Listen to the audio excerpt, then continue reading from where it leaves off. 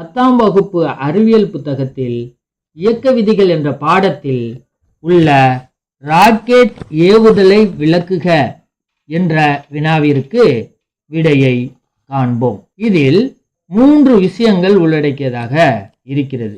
ஒன்று, ராக்கெட் ஏவுதலில் நியூட்டனின் 3ஆம் விதி பயன்படுகிறது. 2, நேர்கோட்டு உந்த அழிவின்மை விதி பயன்படுகிறது.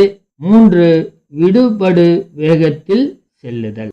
முதலில் நியூட்டனின் 3ஆம் விதி பயன்படுவதை பார்ப்போம். ராக்கெட்டில் உள்ள எரிபொருட்கள் எரிந்து புகையை கீழாக தள்ளுகிறது.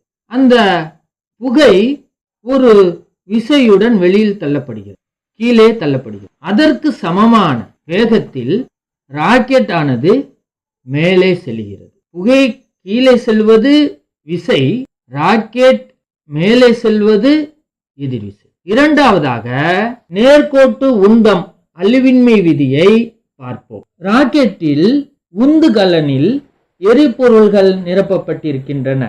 அவை எரியூட்டப்பட்டதும் வெப்ப வாயுக்கள் ராக்கெட்டின் வால் பகுதியில் இருந்து அதிக திசை வேகத்தில் வெளியேறுகின்றன. அவை மிக அதிக உந்தத்தை உருவாக்குகின்றன. இந்த உந்தத்தை சமன் செய்ய அதற்கு சமமான எதிர் உந்து விசை எரிகூடத்தில் உருவாகி ராக்கெட் மிகுந்த வேகத்துடன் முன்னோக்கி பாய்கிறது.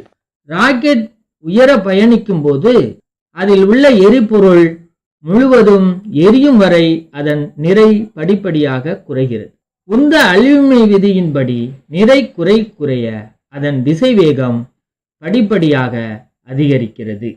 மூன்றாவதாக விடுபடு வேகத்தில் செல்லுதல். ஒரு குறிப்பிட்ட உயரத்தில் ராக்கெட் ஆனது புவியின் ஈர்ப்பு விசையினை தவிர்த்து விட்டு செல்லும் வகையில் அதன் திசைவேகம் மதிப்பு உச்சத்தை அடைகிறது.